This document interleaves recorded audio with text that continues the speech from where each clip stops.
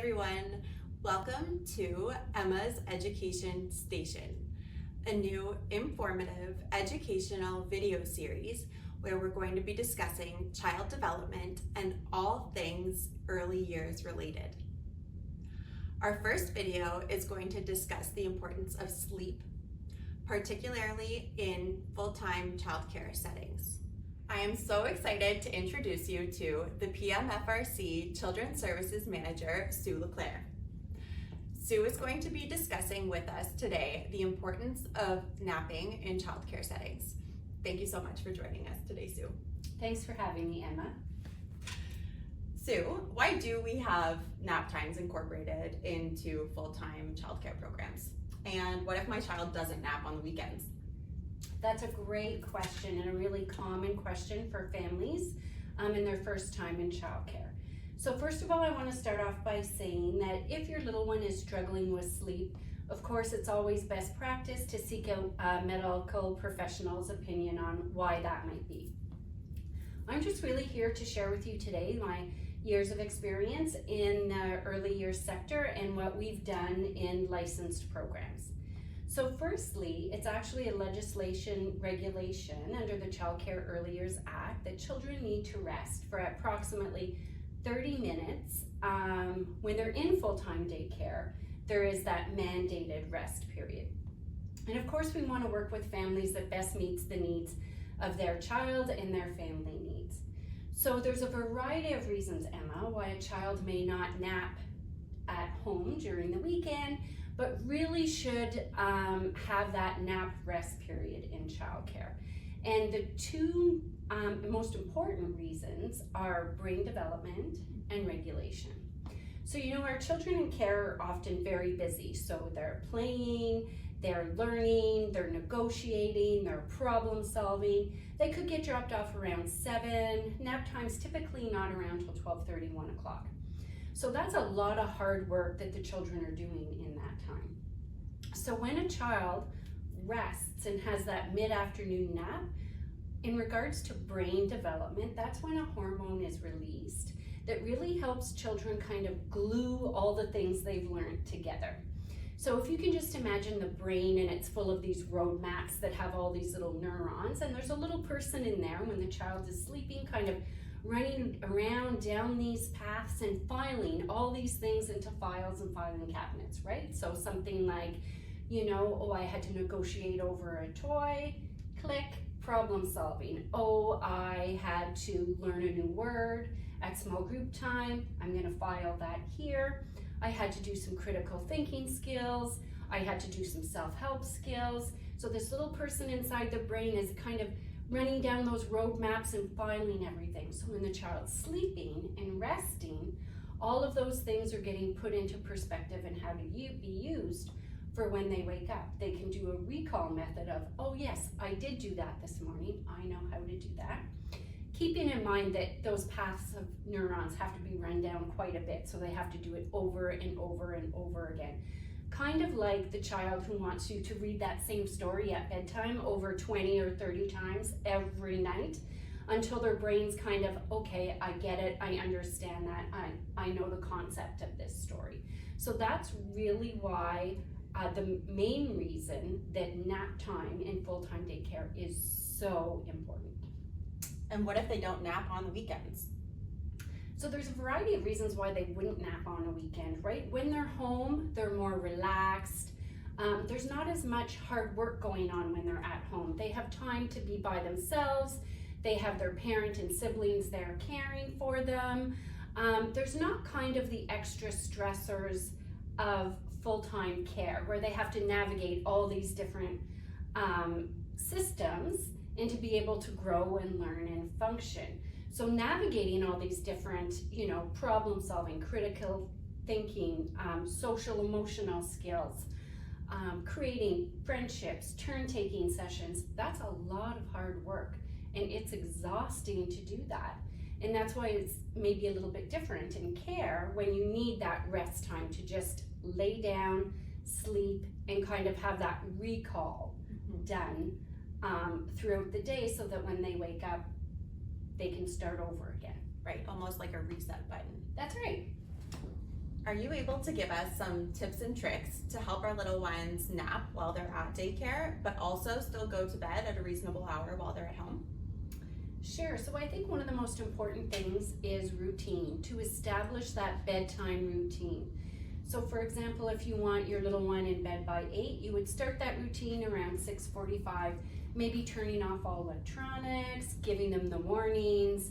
Then they would have maybe a nice bath, whatever you want your bedtime routine to be, really, as long as it's consistent. So maybe you're gonna do, bath and play in the tub from 7 to 7:30, snack from 7:30 to 7:45, then a story, and then to bed, and keep that consistent. Some other tricks are to, have a dark room. If your child needs a nightlight, to keep that nightlight on the other side of the room so it's not right next to the bed. To have limited items in their room. So really, your bedroom is a room for sleep. So maybe having 1 or 2 stuffies, special blanket, things like that. Try to limit the toys and activities that could distract them from sleeping. As well as maybe some soft music or a noise machine on a timer that kind of gives them that soothing, relaxing, that they can just relax. And even, talking to them about bedtime, so it's time to go to bed, so your brain can figure out everything you did today and kind of put that all together. And it's time to also to rest our bodies. You're very busy today, and when you're sleeping, your muscles are growing and everything's coming together, so tomorrow you can start a new day. So kind of keeping that routine all together. Sue, what advice would you give to a parent who may be asking their child's educator not to let them nap? That is quite common in childcare, and I think that's a one-on-one conversation that the educator has to have with the parents. Again, reiterating the importance of that midday nap in order to be able to regulate their big emotions and to have that quiet time. And I would really share that information with them, and also discuss that it may not be, if a child's going to bed really late, it may not be because they had a nap while they were at childcare. So typically a toddler preschool, up to 36 months need an hour to 2 hours nap in the middle of the day. It's more likely they're not going to sleep at night because their sleep cycle's been disrupted. So an example is a parent, they go away on a trip, the routine's off, they come back, the child's not going to sleep well, they ask the childcare program to, reduce hours of sleeping, not to have a nap at all. And it's been my experience that the nap itself is not the barrier that's keeping the child from going to bed at a decent time for a family who also need that, right? We need our little ones to go to bed so we can prepare and get ready for the next day. It's really because that sleep cycle's been disrupted, and that we have to get them back in that cycle. What happens is the child, so as an adult, we spend our day, let's say, outside, we're exercising, we're doing all these things, and we go to bed that night, we have a great sleep because we're super busy. And that's kind of what our mindset is sometimes for our children. If we can keep them busy, get them the fresh air and exercise they need, which is all great things, that they'll go to bed a little bit earlier and they'll sleep through the night. Often that has the opposite effect. So the children become overstimulated, overtired, and for lack of a better word, when it's time to put them to bed, they kind of hit that wall. They get that second wind that's going to be like, oh, I was actually ready for bed 2 or 3 hours ago, right, and now I've hit that wall, and now I'm not going to bed till 11 o'clock because now I want to play. So, a recommendation I would give in that scenario is to maybe, if you're finding that, to put them to bed maybe a half hour, 45 minutes earlier to see if that works.